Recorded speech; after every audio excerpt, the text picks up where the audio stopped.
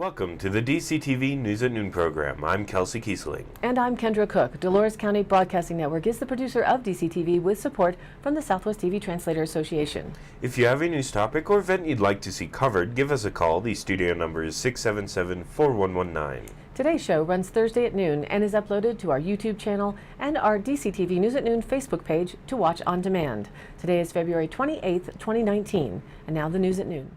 According to the Cortez Journal, a man found dead last week near an abandoned vehicle died by suiciders, investigators said Wednesday.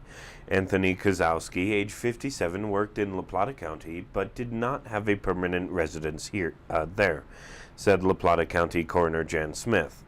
He died February 18th, she said. His body was found near an abandoned vehicle at the end of County Road 201 in the Hermosa area. County Road and Bridge Department employees found Kozowski's body and alerted law enforcement. He died of a gunshot wound, Smith said.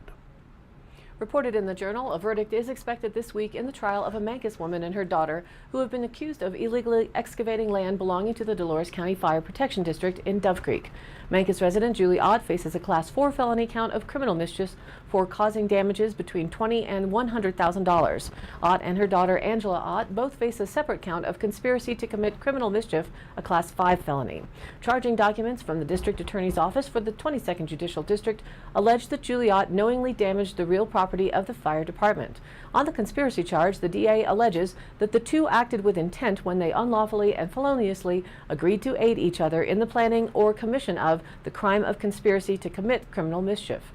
They allegedly encroached on about 6 feet of Dove Creek Volunteer Fire Department land when they excavated an adjacent commercial property.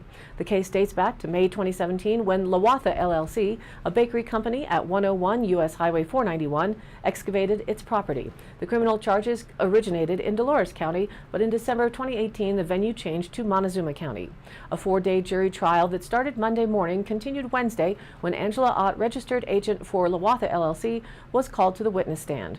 Upon direct examination from Julie Ott, Angela Ott testified that a week after the excavation was complete, the fire department placed a pin on the excavated area and claimed it was in the fire department's property.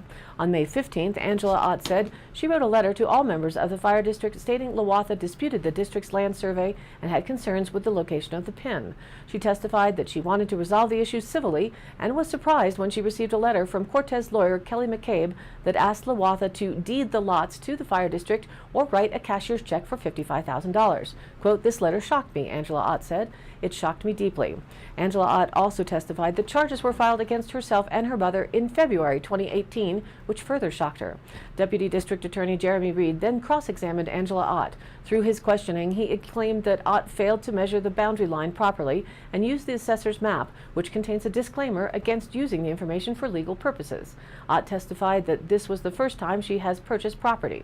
To calculate the property line, she testified that she used the assessor's map, her taxes, and a third property document that states the information displayed is for first land or improvement purposes only. Reed asked Ott to read off the disclaimer that appears on the landing page of the Dolores County online map viewer. The disclaimer states the assessor's maps and data are for, quote, assessment and reference purposes only. These maps should not be used as a legal description for any legal conveyance or transaction, the disclaimer states.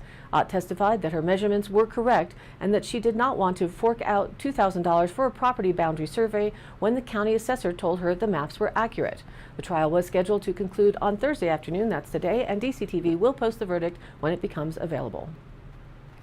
From the Cortez Journal, air traffic controllers lost contact with a small plane in bad weather before it crashed in eastern Nevada this month, killing a Colorado couple. The National Transportation Safety Board said in a preliminary accident report Wednesday the pilot, age 72-year-old Philip Bethel of Moffat County, Colorado, was headed from Craig, Colorado to Twin Falls, Idaho on February 15th when he diverted to Ely near the Utah line. The NTSB says Bethel was instructed to remain above 10,500 feet due to an active military area, but continued to descend to a lower elevation because of the weather. An Ely resident who lives near the airport told the NTSB the weather was so bad he couldn't see the house next door when he heard a low-flying plane. The cause of the crash remains under investigation. Linda Bethel, age 66, also died. Reported in the Journal, file photo. Cortez is moving closer towards a public-private partnership to bring an advanced fiber optic network to every business and resident in the city. City Council on Tuesday gave staff the green light to begin formal negotiations with Allo Communications, a telecom company that has engaged in fiber partnerships with at least 9 cities in Nebraska and 1 city in Colorado, according to the company's website. City Manager John Doherty said staff will come back to City Council with a formal proposal once negotiations are complete.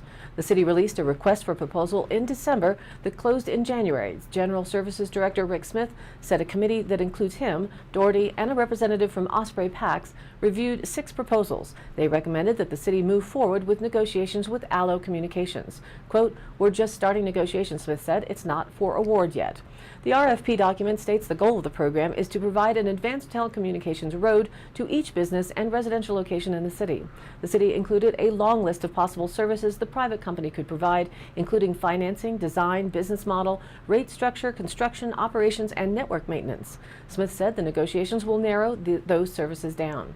The existing fiber optic Cortez Community Network serves various anchor institutions like schools, the hospital, and governmental buildings, as well as some downtown businesses. According to a broadband feasibility study released by CCG Consulting and Finley Engineering in May of 2018, a financing structure based entirely on a bond issue doesn't look feasible in Cortez, but a sales tax increase might work. The study discussed several scenarios for how fiber could play out in Cortez, including offering a low-speed option for free to all homes and higher speeds available to those willing to pay. According to the Cortez Journal, with a photo by Jerry McBride with the Herald File, as snow inundated Durango last week, homeless camper Scott Saxon stayed awake one night, clearing snow to keep his tent from becoming buried. But Stitch, his Boston Terrier, motivated Saxon to keep the tent warm and livable. Saxon used a small propane camp stove for heat. He thought about abandoning his tent in all the snow, but that would have made returning tough. All his gear would have been buried, he said. The snow is about 3 feet deep around his camp. Saxon, age 53, said he is one of perhaps 5 residents still camping west of downtown Durango. In November, an estimated 40 people were camping on the hillside when the La Plata County Sheriff's Office required everyone to pack up and leave the area. The Sheriff's Office evicted campers from the makeshift campsite after the city of Durango quit enforcing its camping ban. But about 20 campers remained on county property west of Durango, saying they had no alternative. The numbers dwindled even more during February's snowstorms. Saxon suspects some of his fellow campers found temporary housing with friends and may be back. The Durango Community Shelter expected a large increase in the number of people seeking shelter from the storm, but that didn't happen, said Rachel Bosk Frazier, Division Director of For Volunteers of America in Durango. And now let's take a look at the weather. Looking at the national map, Northern California and the Pacific Northwest continue to deal with rains and flooding, and that band of snow continues over the northwestern states and Rockies. Another swath of light to moderate snow is expected across the northern plains, upper Midwest, and northeast, with freezing rains across the Rust Belt. Thunderstorms remain in place along that low-pressure line from southern Texas through to the mid-Atlantic. Lighter precipitation is expected to continue in the west before ramping up again on Saturday. So the regional hazardous outlook shows scattered snow showers will be possible today in the Colorado mountains, with increasing coverage and intensity this evening into the overnight. Snowfall totals of 5 to 10 inches will be possible in the Elkhead Park, Flat Top, and Elk ranges by late Friday morning. A nearly continuous stream of moisture will bring periods of snow to the mountains and perhaps higher valleys through the weekend, with the most significant snowfall on Saturday into Sunday. Snowfall totals range from 12 to 24 inches in the northern and central Colorado mountains and 6 to 12 inches in the southern mountains of Colorado and Utah. So locally, our DCTV 5-day outlook shows today partly sunny with a high near 43, south winds 10 to 15 miles an hour. Tonight, mostly cloudy, a low around 28. Friday, mostly cloudy with a high near 44. Friday night, a slight chance of rain and snow showers creeps in. They're saying about 20% overnight starting after 11 p.m., then a slight chance of snow showers after midnight. Mostly cloudy skies with a low around 31. Those south winds continue at just 5 to 10 miles an hour. Then Saturday, the chance of snow showers increases increases to 80% or 90%, starting before 8 a.m., then changing to rain and snow showers between 8 a.m. and noon, and then rain showers in the afternoon. A high near 42 degrees, south winds 10 to 15 miles an hour. Saturday night, rain showers are likely before 10 p.m., then changing back over to rain and snow showers, likely with a 70% chance, cloudy with a low around 31. Sunday drops off to a 40% chance of snow showers before noon, and then a chance of rain showers, mostly cloudy with a high near 43 degrees. Sunday night, again, a chance of rain and snow showers continues before 10 p.m., then switching back to possible snow showers overnight, mostly cloudy with a low around 29. But no precipitation of any significance is being reported so far. And now for Monday, a lingering chance of snow showers before 2 p.m. and then a slight chance of rain showers in the afternoon, mostly cloudy with a high near 43. Monday night, this pattern should be clearing out, partly cloudy skies with a low around 24. And Tuesday, mostly sunny with a high near 44 degrees. Tuesday night, mostly cloudy with a low around 28. And now, back to the news. According to the Cortez Journal, this spring the city of Denver will weigh a ballot measure that offers expansive protections for its homeless population, an initiative that could open the door to statewide laws that guarantee homeless people the right to live in public spaces. That is at least what Representative Jovan Melton, Democrat of Aurora, hopes will happen. For years, Melton, a longtime homeless rights advocate, has introduced nearly identical statewide legislation that would bar cities from enacting or enforcing laws that dictate where homeless people can sit, sleep, or eat. But his legislation, known as the Colorado Right to Rest Act, has never made it out of committee. On Tuesday, Melton asked a committee of lawmakers to postpone his latest version of the act pending the outcome of Denver's May municipal election.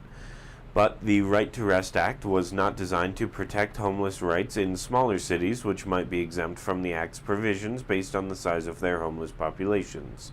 Abandoning the act, at least for now, will mean that struggles between smaller cities and their homeless populations will continue in places like Durango, where officials have renewed efforts to limit homeless encampments and use of public spaces.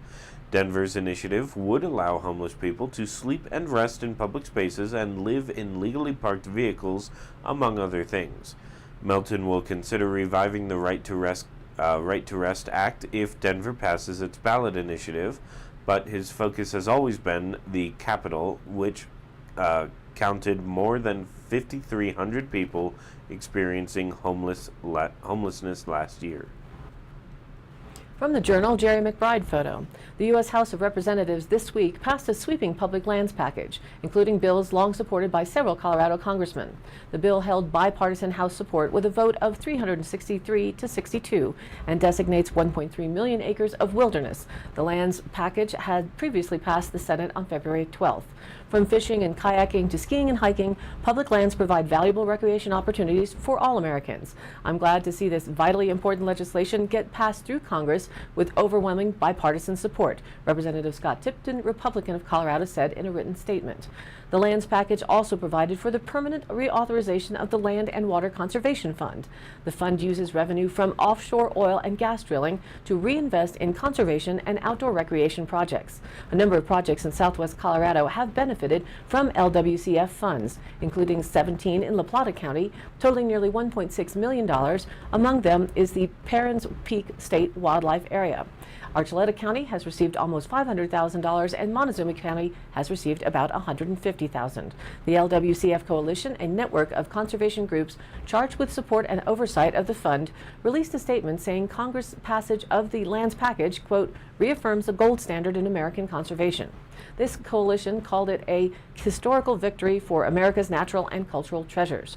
Senators Cory Gardner, Republican Colorado, and Michael Bennet, Democrat of Colorado, who both voted to pass the public lands package in the U.S. Senate, expressed support as the bill heads to the White House.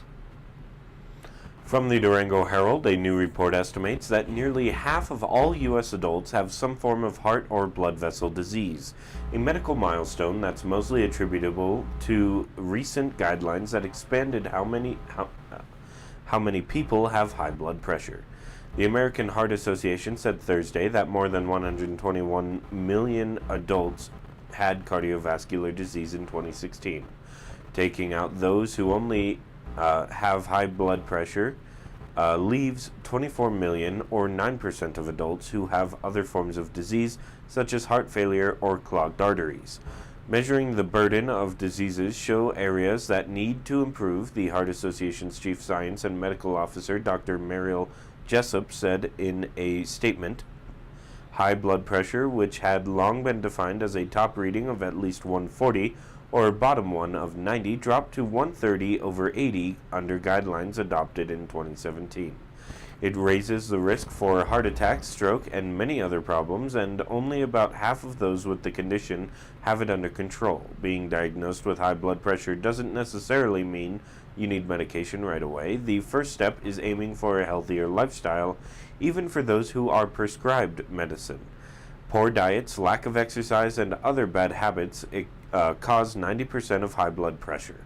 The report is an annual statistics update by the Heart Association, the National Institutes of Health, and others. Reported in the Journal, photo Erica Alvaro. The town of Mancos will be surveying local businesses next week as part of a larger plan to spur economic growth in the community. Mancos was recently awarded a state grant for the Overreaching Economic Growth Project, and they have hired the Durango-based firm RPI Consulting to conduct the upcoming survey. The results of the business survey will be used to identify opportunities, challenges, and priorities and develop well-grounded strategies for growth and diversification, Town Administrator Heather Alvarez said. The larger Mancos business development and economic growth strategy will also include an asset inventory, business inventory, market assessment, and strategic plan, according to Alvarez. The overall project will cost a total of $31,000, with $22,500 coming from the Department of Local Affairs Rural Economic Development Incentive Program, which provided the state grant. Alvarez said Mancos will be paying for the $8,500 difference. The entire project is expected to finish up by June 30th of this year. The consultants will be collecting surveys in person from March 6th through March 8th. Prior to this, RPI staff will be calling business owners and managers to schedule a time to take the survey. For more information, to receive an emailed survey copy, or to set an appointment, business owners can contact Iris Knott, the fieldwork coordinator at RPI Consulting at iris@rpiconsulting.org, or call her 970-379-6553. From the Cortez Journal, with a photo courtesy of Lynn Wickersham. Smoke from the 416 fire may have negatively affected birds in the 38-acre Oxbow Preserve last summer near northern Durango city limits. Researchers and volunteers captured 166 birds in the preserve, 40% fewer than in past years, according to the Monitoring Avian Productivity and Survivorship, or MAPS report. The study was in its fifth year. To track bird populations, researchers and volunteers capture birds in nets at the Oxbow Preserve and band them with unique numbers so they can be tracked at similar MAPS stations across the continent. The data informs national bird population trends. The study, jointly funded by the City of Durango and Colorado Parks and Wildlife, could be used as a baseline to help determine if construction of a boat ramp at Oxbow Park has an impact on the number of birds. Smoke from the 416 fire did not cause a statistically significant decline in the number of birds captured in the preserve, but it did raise questions about bird behavior, health, and survival, the report said. Today's High Canyon Country happenings. March 1st at the Wild Edge Brewing Collective in Cortez, live music with the Lawn Chair Kings, who have been on the Durango, Colorado music scene since 2000. They have celebrated a Western garage flavor with country, rock, pop, and punk influences. Known for their catchy tunes and good time performances, Lawn Chair Kings have been a steady force in the Four Corners region. It's a $5 cover charge, great for all ages, and they'll perform from 7 to 10 p.m. Saturday, March 2nd, from 10 a.m. to 12:30 p.m., Uncle Clyde's Run and Slide will be held at Purgatory Resort in Durango. Get ready for the wackiest race ever in Durango. It's on the tubing hill. Run up, tube down, and repeat. Team up with your best buddy for this tag team style race. They will have male, female, and co-ed divisions for adult teams, as well as race categories for kids and parent-child teams. Teams must consist of 2 people in order to compete, but they will also allow 3-person teams like mom plus 2 kids if you're just out for fun and not prizes or glory. And since it's at Purgatory Resort, you know they will turn this thing into a party. They'll be spinning tunes while you race, high-fiving you each time you pass through the transition area, cooking s'mores for your finish line snacks, and giving out cool prizes. This event is is limited to just 30 teams per heat, so sign up quick. Just $25 per team. They provide the tubes, so no need to bring your own. Costumes are encouraged. I'm not sure what kind. Full details go online to their website at purgatoryresort.com. And Sunday, March 3rd, head up to the Dolores River Brewery to catch Wood and Wire from 7 p.m. to 10 p.m. Out of Austin, Texas, they're playing high-octane bluegrass. Wood and Wire considers itself fortunate to exist, quote, south of rich and north of despair. Buoyed by family and friends to keep them from the bottom, never ones to shy away from hard work, Wood and Wire rely on their humble acoustic instruments and their own hands to make music meant to last. All of these happenings are posted on our DCTV News at Noon Facebook page, along with the YouTube replays, weather, original stories, and local posts. To share your event or information, contact us. The email is dcbnnews@gmail.com, or you can call us at 970-677-4119. Thanks for tuning in. News at Noon airs at noon Monday through Thursday and then is available online on our YouTube channel and our DCTV News at Noon Facebook page on demand. Be sure to like us there on Facebook and join in on the news of our area. And of course, please share it with a friend. For Kendra Cook with DCTV and the News at Noon program out of Dove Creek, USA, I'm Kelsey Kiesling. Thanks for watching.